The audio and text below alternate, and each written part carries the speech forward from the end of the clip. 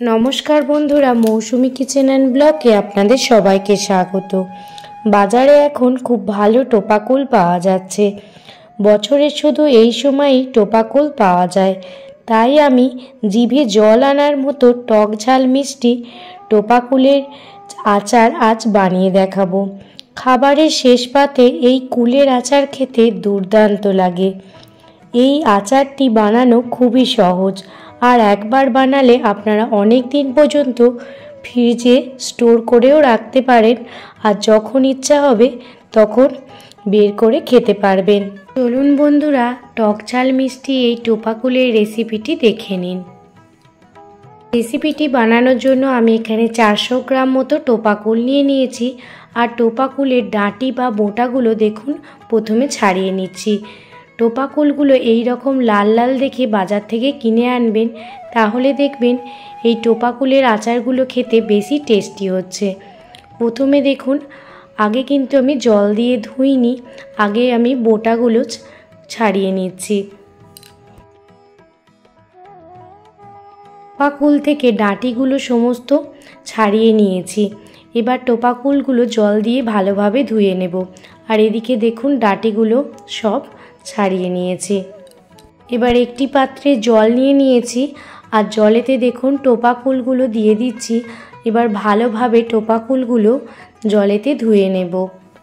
আমি কিন্তু এই টোপা কুলের আচার খেতে খুবই ভালোবাসি। আপনারা কারা টোপা কুলের এই আচার খেতে ভালোবাসেন অবশ্যই কিন্তু আমাকে কমেন্ট করে জানাবেন। 10 থেকে 15 মিনিট টোপা কুলগুলো খুব ভালোভাবে জলেতে ধুয়ে নেব। জলেতে ধুয়ে নেওয়ার পর দেখুন একটি পেতেতে কুলগুলো এবার জল থেকে ছেঁকে রেখে দিচ্ছি। আপনারাও টোপা কুলের আচার বানানোর আগে কুলগুলো খুব ভালোভাবে ধুয়ে নেবেন।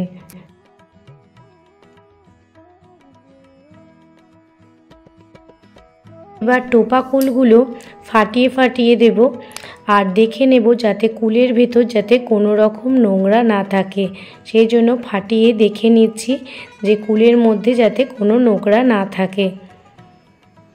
আর দেখতেই পাচ্ছেন এই কুলটায় দেখুন নোংরা আছে, তো এই কুলটা আমি ফেলে দিলাম। তো সেই জন্য প্রত্যেকটা কুলই ফাটিয়ে ফাটিয়ে দেখে নেব। কুলগুলো ভালোভাবে ফাটিয়ে নিলে মশলাগুলো কুলের ভিতর খুব ভালোভাবে ঢুকে যায়।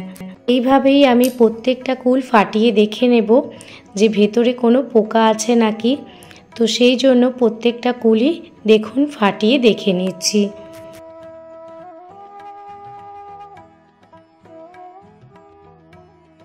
অন্যদিকে গ্যাসের ওভেন জ্বালিয়ে কড়াই বসিয়ে দিয়েছি আর কড়াইতে দিয়ে দিলাম 2 চামচ সরষের তেল। একদম সামান্য পরিমাণ সরষের তেল দিলেই চলবে।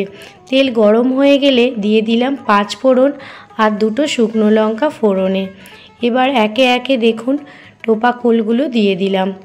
টোপা কুলগুলো 1 থেকে 2 মিনিট ভালোভাবে নাড়াচাড়া করে গ্যাসের ফ্লেম মিডিয়ামে রেখে ভেজে নেব।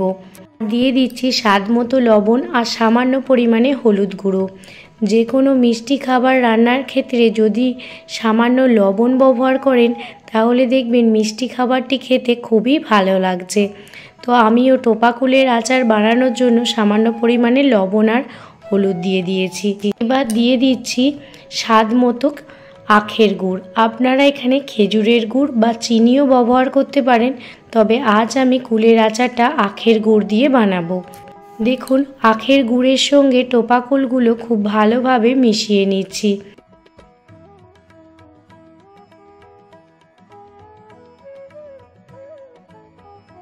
2 থেকে 3 মিনিট পরেই দেখুন আখের গুড়টা মেল্ট হয়ে গেছে। এবার গ্যাসের ফ্লেম লো রেখে ভালোভাবে আচারটা বানিয়ে নেব।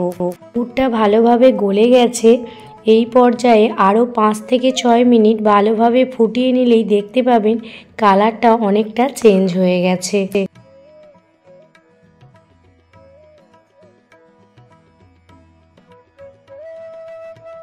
কিছুক্ষণ পর আমি আরও কিছুটা পরিমাণ আখের গুড় দিয়েছিলাম, কারণ কুলগুলো অনেকটাই টক ছিল।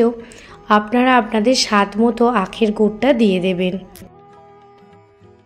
10 মিনিট পর দেখতেই পাবেন দেখুন কুলের কালারটাও চেঞ্জ হয়ে গেছে আর এই কালারটা আরও বেশি ঘন হয়ে যাবে আর রসটাও কিন্তু অনেকটাই মজে যাবে। কুলের আচারটা বানাতে মোটামুটি আমার সময় লেগেছিল 40 মিনিট মতো।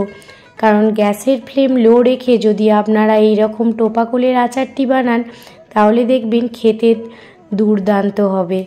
দেখতেই পাচ্ছেন অনেকটা রস এখন কিন্তু মজে গেছে, এখনও কিন্তু অনেকটা পরিমাণ আখের গুড় আছে আর সেটাও একদম শুকিয়ে যাবে। একদম আঠালো যখনই হয়ে যাবে তখন আমি গ্যাসের ফ্লেমটা বন্ধ করে দেব। আখের গুড়টা অনেকটাই এখন চটচটে হয়ে গেছে আর এই সময় গ্যাসের ফ্লেম বন্ধ করে দেব। আর টোপা কুলের আচার একদমই রেডি হয়ে গেছে। এর পরের দিন দেখুন আমি একটি ভাজা মশলা বানিয়ে নিচ্ছি। তার জন্য নিয়েছি 1 চামচ 5 ফোড়ন, 1 চামচ গোটা মৌরি আর নিয়েছি শুকনো লঙ্কা। এখানে 2টো শুকনো লঙ্কা ফাটিয়ে নিয়েছি। শুকনো খোলায় সমস্ত মশলাগুলো ড্রাই রোস্ট করে নিয়েছি। এবার শিলনোড়াতে বেটে নেব, তবে খুব মিহিভাবে গুঁড়ো করব না, যাতে মুখে পড়ে সেই রকমভাবে দেখুন গুঁড়িয়ে নিয়েছি শিলনোড়াতে। যে কুলের আচারটি বানিয়েছিলাম দেখতেই পাচ্ছেন রসগুলো কিন্তু একদমই টেনে গেছে। এই পর্যায়ে যে ভাজা মশলাটা বানিয়েছি সেই ভাজা মশলাটা ওপরে ছড়িয়ে দিলাম। এই ভাজা মশলাটা দেওয়ার ফলে টোপা কুলের আচারটি খেতে দুর্দান্ত লাগে। আপনারাও এইভাবে টোপা কুলের আচার বানিয়ে দেখুন। খুব সহজ পদ্ধতিতে আজকে আপনাদের টোপা কুলের এই রেসিপিটি শেয়ার করলাম। আর এই টোপা কুলের আচার আপনারা 1 বছর পর্যন্ত ফ্রিজে সংরক্ষণ করে রাখতে পারেন। আর যখন মন চাইবে আপনারা বের করে এই টোপা কুলের আচার খেতে পারেন। আজকে আপনাদের এই টোপা কুলের আচারের রেসিপিটি কেমন লাগলো আমাকে অবশ্যই কমেন্ট করে জানাবেন। যদি ভালো লেগে থাকে প্লিজ একটি লাইক, কমেন্ট, শেয়ার করে আমার পাশে থাকবেন। কোনো নতুন বন্ধু আমার চ্যানেলে ভিজিট করে থাকলে প্লিজ চ্যানেলটি সাবস্ক্রাইব করে বেল নোটিফিকেশান অল করে রাখবেন, যাতে আমি কোনো রকম ভিডিও দিলে আপনারা সেটা প্রথমেই দেখতে পান। ভালো থাকবেন, সুস্থ থাকবেন, সাবধানে থাকবেন। আবারও কোনো দিন অন্য কোনো রেসিপি ভিডিও বা ব্লগ ভিডিও নিয়ে আপনাদের সামনে হাজির হব। ধন্যবাদ।